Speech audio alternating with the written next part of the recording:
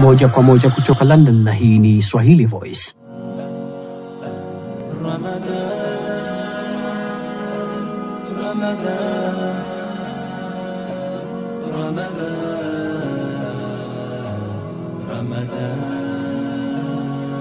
Habari za kutwa penzi watazamaji wetu pote pale mnapotufuatilia, na ifuatayo ni taarifa ya habari ya wiki nzima kutoka Swahili Voice hapa London, na kwanza ni muktasari wake. Timu ya taifa ya Zanzibar UK Diaspora hatarini kukosa kutetea ubingwa wake wa mabingwa wa Afrika. Je, serikali na mamlaka husika zimeitelekeza timu hii? Nahisi timu imetelekezwa kwa sababu sitaki kusema kwamba timu imetelekezwa kwa sababu itakuwa labda nakosea. Na huko Afrika ya Mashariki mambo ni mwendo mdundo kweli kweli. Pangani Tanga, vyuma vimekaza kisawasawa. Wavuvi wa migarawani walia na ushuru mkubwa wanaotozwa na mamlaka. Mambo hayo. Na huko Kericho nchini Kenya, kijana mmoja anayesadikiwa kupiga tungi na kulewa tirarira ageuka futari na kiteweo cha mbwa. Kulikoni?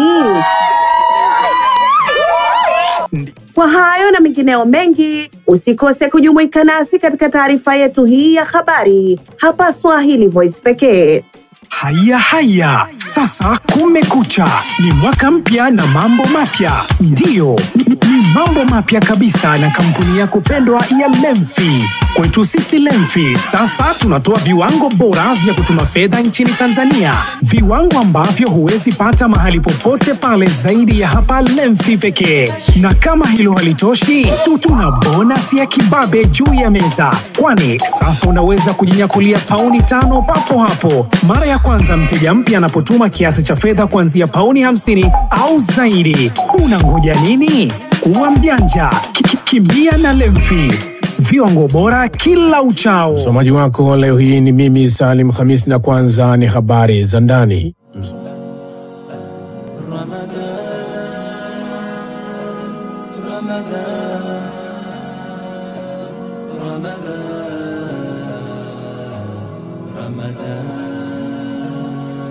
Zikiwa zimesalia siku chache kabla ya usajili wa ushiriki wa timu ya taifa ya Zanzibar UK Diaspora kufungwa, mabingwa hawa watetezi wa kombe la mataifa ya Afrika nchini Uingereza sasa wanakabiliwa na hofu kubwa ya kukosa kushiriki na kutetea ubingwa wao huo.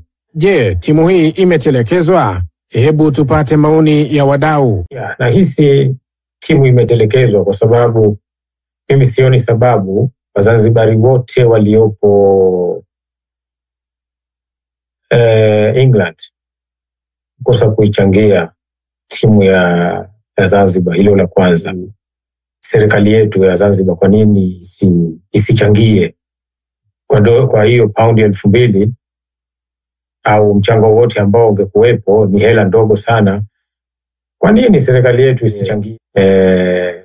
Isitie nguvu yani katika swala kama hilo. Ni swala la michezo. Wakati ukiangalia michezo pia inatangaza Zanzibar kiasi kikubwa. Na vile vile vijana wa Kizanzibari wanapata kujiadvertise wenyewe kwamba at least wanaweza wakapata timu momo, vijana wanafurahika, vijana yani kuna vitu vingi vizuri vya maana vingeweza kupatikana ndani yake. Mimi sioni sababu kwa nini serikali yetu haikuweza kuwachangia hao vijana. Sitaki kusema kwamba timu imetelekezwa kwa sababu itakuwa labda nakosea, ila kwamba tulitegemea kwamba tutapata support kubwa zaidi ya hivi hapa tulipofikia. Deadline kweli ipo karibu, lakini hatujavunjika moyo bado. Tunajaribu kutafuta misaada huku na kule na kila sehemu. Tunajaribu kujitangaza vile inavyotakiwa zaidi. Sasa kheri ikatokea labda kabla hiyo time tukafanikiwa, lakini kiukweli hatujajua kabisa kwamba kama itawezekana au haitowezekana. Lakini tunajaribu kusukuma muda kuwa na matumaini kwamba itawezekana. Fanya vile tunavyoweza kama tulivyofanya zamani. Ikibidi labda tuwajibike wenyewe. Kama tutaweza kwa sababu nia na madhumuni ni kwamba kujitangaza kama timu ya Tanzania na Zanzibar. Na changamoto hizi ni kawaida bila shaka kutokea kwa sababu ili kufikia sehemu kubwa ya nafasi ya international kujulikana bila shaka lazima tutapitia changamoto na matuta katika njia yani. Ikiwa siku ambazo chache ambazo zimebakia, ikiwa mpaka siku 3 zimebakia, ina maana I believe kwamba ni huko ni kutelekezwa, kwa sababu nahisi pengine ilikuwa kuna enough time ya kufanya hayo mambo, lakini mpaka imebakia siku 3 na hakuja, pengine ziliandikwa barua kuomba kwamba bwana we need this support, and then hakuna any responding mpaka sasa hivi. Ni dhahiri hilo swala kwamba imetelekezwa. Na sasa tuangazie taarifa ya msiba wa mbunifu wa jina la nchi ya Tanzania Bwana Mohamed Iqbal Dar aliyefariki dunia mapema wiki hii huko Birmingham baada ya kuugua kwa muda mrefu. Heka za Swahili Voice zilijipata ana kwa ana na Bwana Omar Roy Hussein, miliki wa Swahili Media Network, ambaye aliwahi kufanya mahojiano na Bwana Iqbal enzi za uhai wake, na hapa anatusimulia uzoefu wake na mbunifu huyo katika mazungumzo mafupi na mwandishi Yusuf Bond. Bwana Omar, hebu tueleze kwa nini ulivutika kumwalika marehemu Mohamed Iqbal kuzungumza naye kabla ya kufikwa na umauti wake? Kwanza shukrani sana kwa kunialika katika studio yako na kunipa interview hii kuhusu Mohamed Iqbal Dar. Mimi nilipata, tuseme ilikuwa coincidence, nilikuwa niko na jamaa mmoja pale tulikuwa tunazungumzia masuala ya Tanzania. Akanambia kwa mwanzilishi wa jina la Tanzania yuko hapa UK na anaishi Birmingham. Kwa hiyo yeye akanipa contact, na kwa bahati nzuri nilipowasiliana kwa simu moja tu alipokea, akachukua details zangu na akanambia yuko willing kuzungumza na mimi. Kwa hiyo nami nilikuwa nataka uhakika, kwa sababu kabla ya kumjua Mohamed Iqbal nilikuwa sijajua ni nani ambaye alikuwa anahusika na utunzi au utengenezaji wa jina la Tanzania. Naam, kwa vile ulivyotika kutaka kujua hivyo, nini hasa yeye alikueleza baada ya kukutana naye? Fupi ni kwamba yeye anasema alipokuwa Nzumbe Secondary School pale Morogoro alikuta nakala moja katika gazeti la by then ilikuwa inaitwa Tanganyika Standard, ambalo baadaye likabadilishwa likawa inaitwa Daily News. Anasema alikuta token ambayo ilikuwa inataka mwananchi yoyote ambaye ana uwezo atoe jina la Tanzania. Kwa hiyo sasa mimi nikataka kujua yeye ilikuwaje akavutika na ile token ambayo alimfanya fanye hilo jina la Tanzania. Kwa hiyo katika kukaa kwake akaamua kulitengeneza jina la Tanzania kutokana na majina ambayo yalikuwemo katika nchi mbili wakati huo, ni Tanganyika na Zanzibar, ambapo baada ya kuungana tu mwaka 64 zilikuwa zinaitwa, yani Tanzania ilikuwa inajulikana kama Jamhuri ya Muungano wa Tanganyika na Zanzibar, jina ambalo lilikuwa kubwa. Anasema alichokifanya tu alichukua Tanzania, akachukua Zanzibar, alafu akachukua jina lake la kati Iqbal na jina la madhehebu yake ya Kiislamu Ahmadi. Kwa hiyo ndio hapo jina la Tanzania lilipotokezea. Yeye anasema alichukua herufi za kwanza za Tanganyika TAN, herufi za kwanza za Zanzibar ZAN, alafu Iqbal akachukua herufi moja ya I, Ahmadia herufi moja ya E, akatunga Tanzania. Baadaye anasema aliposti, lakini hakushughulika tena baada hapo. Miezi baadaye ndo barua ikatumwa nyumbani, na kawaida nyumbani barua zikitumwa na kwa anapokea mama, lakini that time baba mtu alishangaa kwa nini mwanawe anapokea barua kutoka serikalini.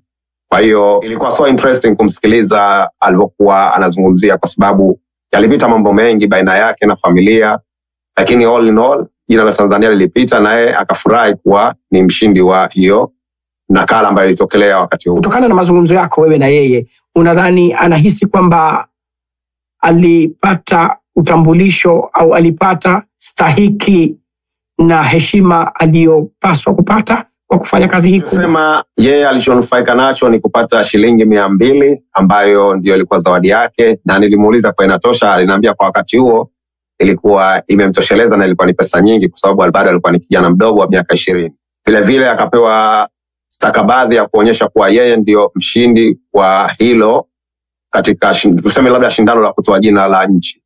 Lakini baada ya hapo hakuna vitu vingine ambavyo labda vilikuwa vinamuonyesha kutambulika zaidi kwa Tanzania kwa kazi kubwa aliyofanya. Nilimuuliza swala la kwa je, wewe unafikiria jina lako litambulike zaidi katika historia ya Tanzania? Akaniambia yes, alikuwa na expect kwa jina lake liwe linatajwa katika somo la historia kuwajulisha wana wa Tanzania kwa yeye ndio alikuwa mtunzi wa jina la Tanzania. Lakini baada ya hapo hakuna vitu vingine ambavyo labda vilikuwa vinamuonyesha kutambulika zaidi kwa Tanzania kwa kazi kubwa aliyofanya. Nilimuuliza. Kushukuru sana Bwana Omar Roy kwa uchambuzi huo wa kina. Kwa wapenzi watazamaji wetu, video kamili ya mahojiano kati ya marehemu Bwana Mohamed Iqbal na Omar Roy yanapatikana katika Swahili Media Service, na link ya mahojiano hayo utaipata chini ya taarifa ya habari hii kwa wale ambao wangependa kujifunza zaidi na kusikiliza mahojiano hayo ya siku za nyuma ambayo hadi sasa yanaweza kuwa ni kipusa kwa watazamaji wetu. Tunakushukuru sana Bwana Omar Roy kwa mazungumzo haya. Asante sana Yusuf Bond wa Swahili Voice. Wakati mwezi mtukufu wa Ramadhani ukitamalaki duniani kote, jumuiya mbili za Kiislamu nchini hapa, yani ile ya Beacon Tree Heath Masjid chini ya East Africa Educational Foundation na Glasgow Swahili Muslim Community zimewaomba Waislamu na Wasamaria wema wote kujitokeza kuchangia katika juhudi za kununua majengo ya jumuiya hizo. Bwana Bashir Khalfani ni kiongozi wa jumuiya ya Waislamu wanaozungumza Kiswahili huko Glasgow, Scotland, na huu ni ujumbe wake. Assalamu alaikum wa rahmatullahi wa barakatuh. Kwanza kabisa nabudi kumshukuru Allah subhanahu wa ta'ala kwa kutuwezesha kufika hapa leo tuko wazima afya, alhamdulillah. Ndugu zangu, nimekuja mbele yenu kutaka msaada wenu kwa ajili yetu. Sisi ndugu zenu tuliopo hapa Glasgow, kwa muda mwingi tunahangaika kutafuta sehemu ambayo itakuwa kama msikiti wetu na madrasa yetu na community center yetu, ambao tutaweza kuwalea watoto wetu na kuwafundisha dini yetu na mila zetu. Jambo hili limekuwa gumu kwetu kutokana na uwezo wa kifedha. Kwa hivyo nimekuja mbele yenu hapa kama ambavyo Mwenyezi Mungu mtukufu amesema katika Qur'ani yake, la tanalul birra hatta tunfiqu mimma tuhibbun. Na vile vile kaendelea kusema kuwa shindaneni kwa kufanya mambo ya kheri. Kwa hivyo nimekuja hapa kuleta mpeleto kwenu kama Waislamu wenzetu, tusaidie kwa kadiri ambavyo mtaweza. Nawatakia Ramadhani njema. Naam, huyo alikuwa Bwana Bashir Khalfan wa Glasgow. Hebu sasa tumsikilize Bwana Nadim Abubakar Sadiq wa Beacon Tree Heath Masjid anasemaje. Alhamdulillahi rabbil alamin, salatu wassalamu ala ashrafil anbiya'i wal mursalin wa ala ibadillahi salihin. Rabbi shrah li sadri wa yassir li amri wahlul 'uqdatan min lisani yafqahu qawli. Amma ba'd. Assalamu alaykum wa rahmatullahi ta'ala barakatuh. Ndugu zangu katika Uislamu, mimi Nadim ndugu yenu kwa niaba ya East African Education Foundation. Msikiti wetu huu is Beacon Tree Heath, tunahitaji 55,000. Ni urgent appeal. Kwa hisani yenu tusaidieni kokote mtakavyoweza, vyovyote mtakavyoweza. Inshallah tunaomba msambaze video hii kwa ndugu zenu, rafiki zenu, na mtusaidie kukusanya hizo 55,000 ili tupate kumaliza msikiti wetu, tupate kuswali katika Eid al-Adha. Tulihitaji kuswali mwezi wa Ramadhani, lakini kutokana na mambo yasiyokuwa katika mikononi mwetu, biidhnillah tumeshindwa. Kwa hiyo tunahitaji sasa 55,000 ili kumalizia kazi yetu. Na tumegawanya sehemu mbili tofauti. Aidha mnunue musalla, kila musalla moja tumeweka bei ya 200 pound ambao ziko musalla 275 jumla.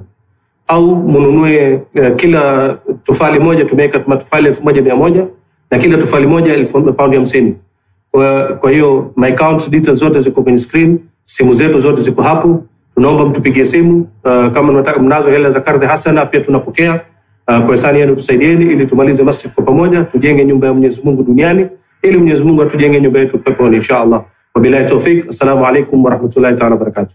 Haya tena ndugu zangu Waislamu, tujitokeze kwa wingi kuchangia katika hili tukufu la khairat, kwani katika mwezi huu mtukufu kila unachochangia basi hulipwa kwa ujira mkubwa mbele ya Mola wako Muumba. Weka akiba ya akhira yako sasa, toa kwa ajili ya Allah. Na sasa tumalize habari zetu za ndani kwa kuangazia na kupitia dondoo za habari kubwa na muhimu zilizopamba moto nchini Uingereza wiki hii. Meya wa zamani wa Liverpool Joe Anderson na mwanadiplomasia Derek Hatton wamefunguliwa mashtaka ya rushwa na utovu wa nidhamu kuhusiana na kandarasi za barabara pamoja na watu wengine 10. Uchunguzi wa polisi wa Merseyside, Operation Alof, umeangazia maendeleo ya mali. Anderson na Hatton walikamatwa kwanza mwaka 2020 kwa tuhuma za utoaji wa kandarasi za ujenzi.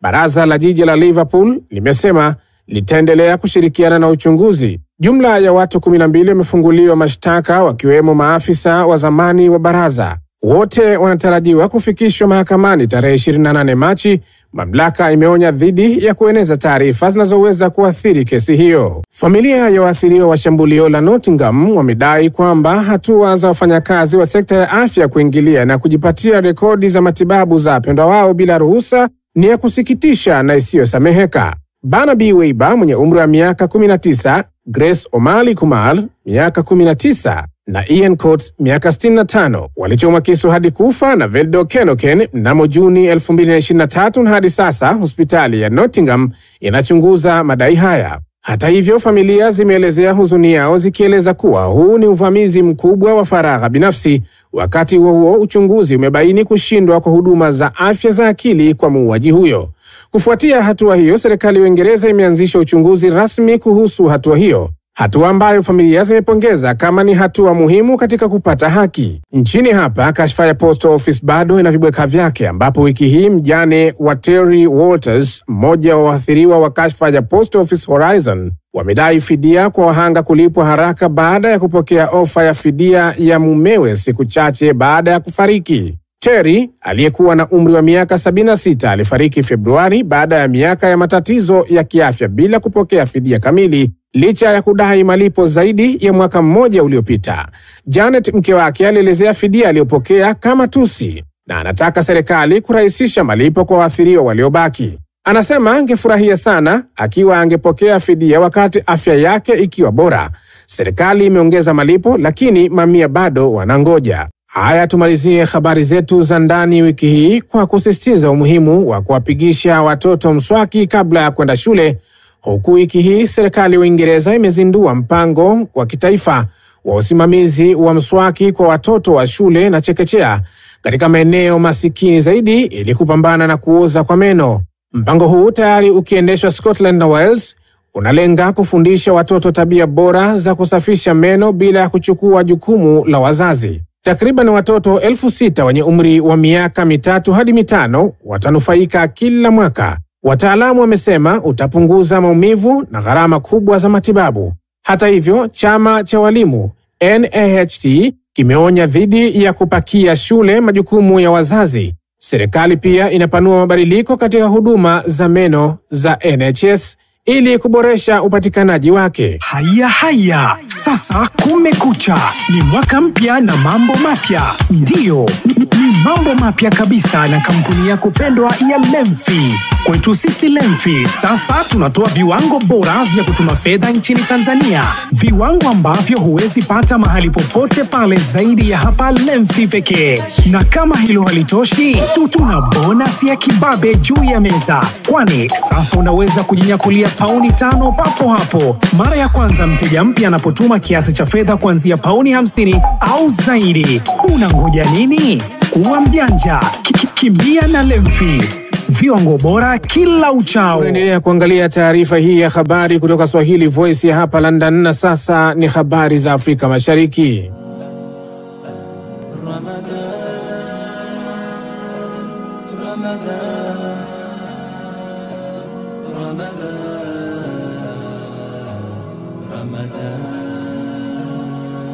Baadhi ya wavuvi huko Magarawani, wilaya ya Pangani jijini Tanga, Tanzania, wamepaza sauti kulalamikia tozo kubwa za ushuru wanaotozwa na mamlaka za huko.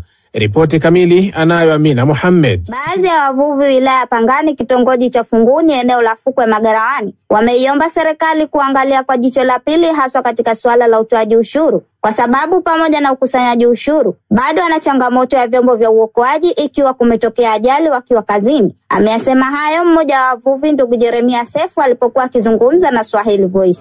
Vyombo vya uokoaji kama kwenye masuala ya uokoaji, tukipata dharura huko baharini inakuwa ni ngumu sana kupata msaada. Yaani msaada unakuja tokea, unakuta watu washepotea. Na katika changamoto pia katika ulipaji wa ushuru inakuwa changamoto ni mavuvi. Kama mavuvi yanakuwa mazuri, watu wanalipa, haina shida.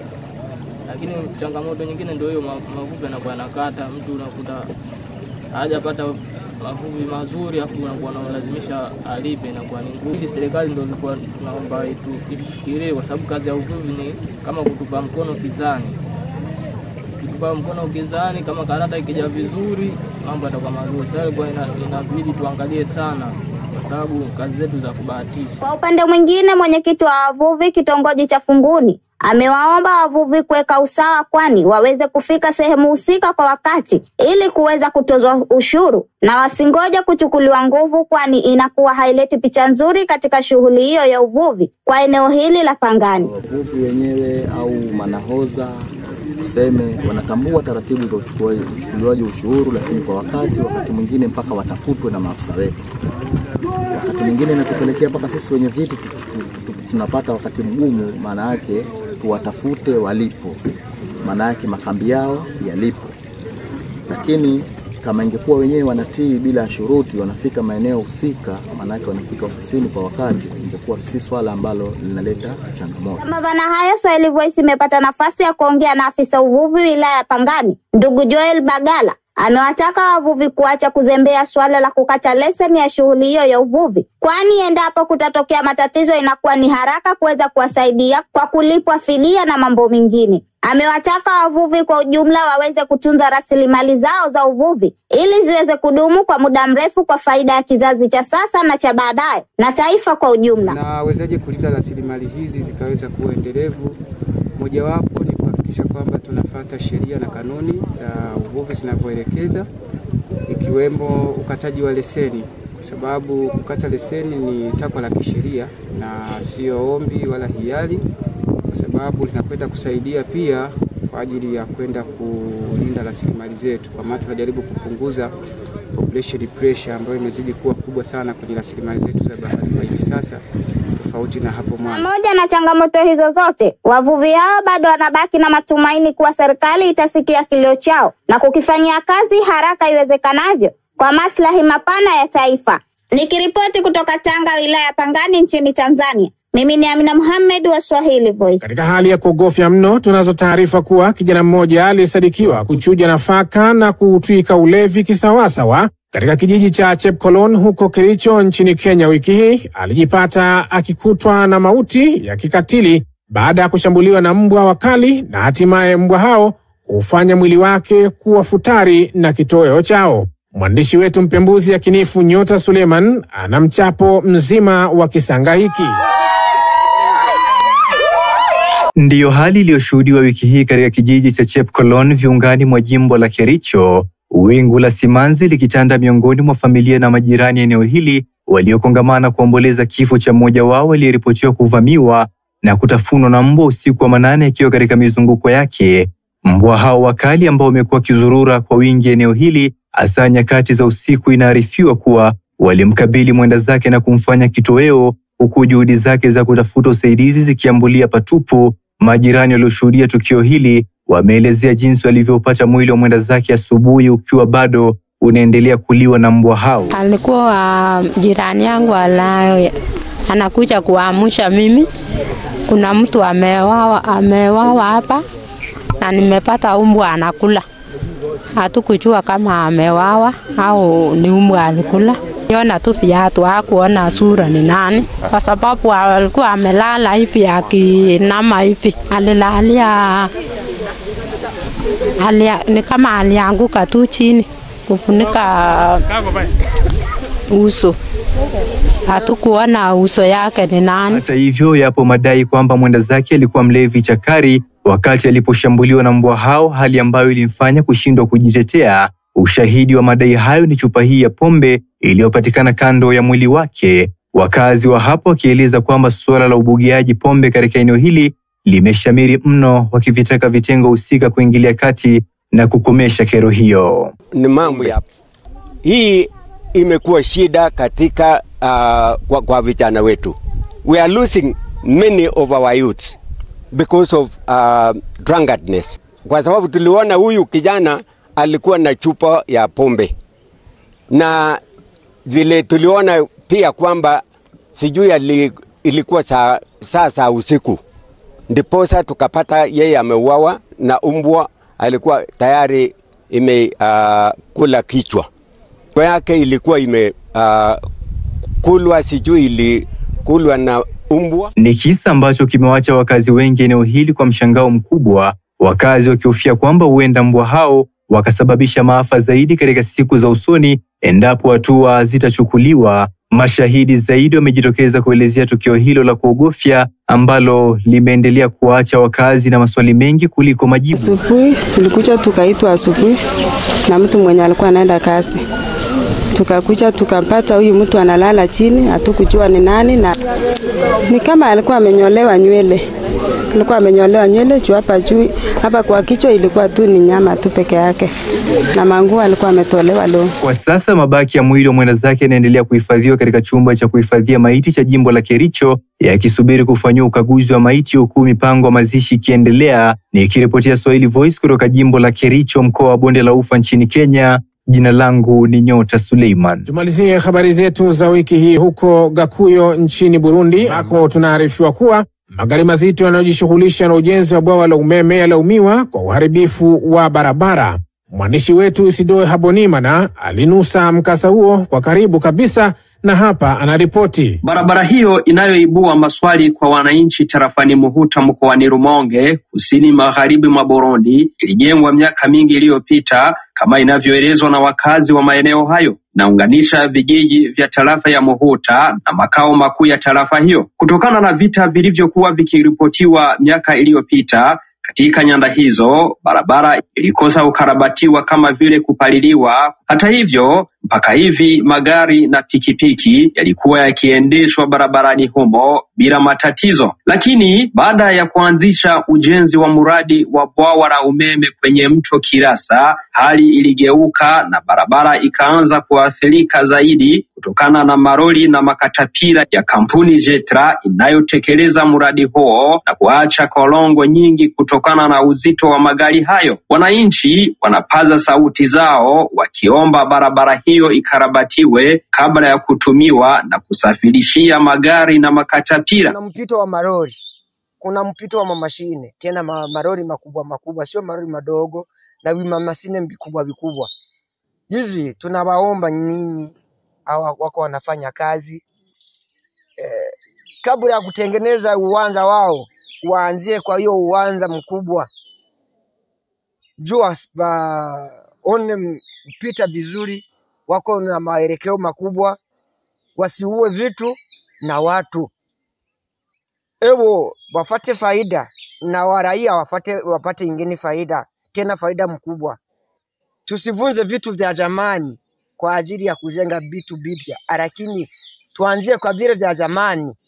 Tujenge vitu vipya, tulianzia kwa vile vya zamani. Ndo vile vya zamani ndo mshinge wa bibi. Mzee Masabokome ambaye ni mkazi wa kijiji Gakuyo alishuhudia kazi za ujenzi wa barabara yenyewe kuna kitambo. Anasema awali barabara haikujengwa kwa lengo la kusafiria magari makubwa makubwa kama inavyoonekana siku hizi. Kwa mujibu wake, ni barabara ya kusafiria magari madogo madogo na pikipiki. Anahofu kwamba hali huenda ikawa mbaya endapo hawatajali ukarabati tosha wa barabara hiyo. Hali hii itawaacha raia wa maeneo hayo katika hasara kubwa endapo barabara hiyo itabomoka. Wanataka kuona daima thamani ya barabara hiyo. Barabara tangia sijui mwaka 93 wakati Bozo alikuwa anatumikia kwa hiyo barabara.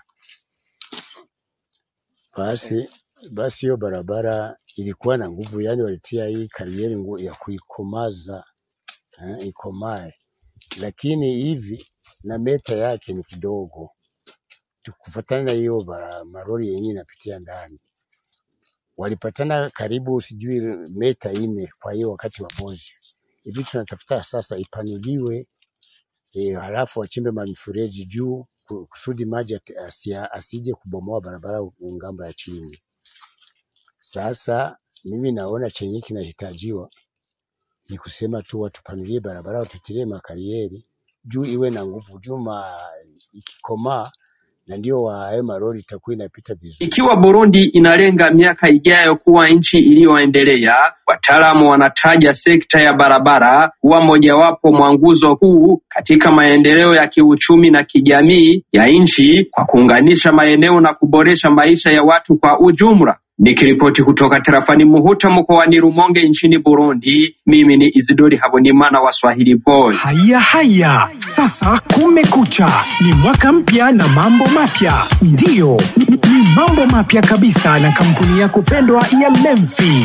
Kwetu sisi Lemfi, sasa tunatoa viwango bora vya kutuma fedha nchini Tanzania. Viwango ambavyo huwezi pata mahali popote pale zaidi ya hapa Lemfi pekee. Na kama hilo halitoshi, tuna bonus ya kibabe juu ya meza. Kwani sasa unaweza kujinyakulia pauni 5 papo hapo mara ya kwanza mteja mpya anapotuma kiasi cha fedha kuanzia pauni 50 au zaidi. Unangoja nini? Kuwa mjanja, kimbia na Lemfi. Viwango bora kila uchao. Wapenzi watazamaji wetu, mnakumbushwa kusubscribe katika channel yetu hii, comment, like, share habari hizi na wengine. Comment zote zitajibiwa. Huu ndio mwisho wa habari za wiki kutoka Swahili Voice. Na watakia weekend njema. Alamsik.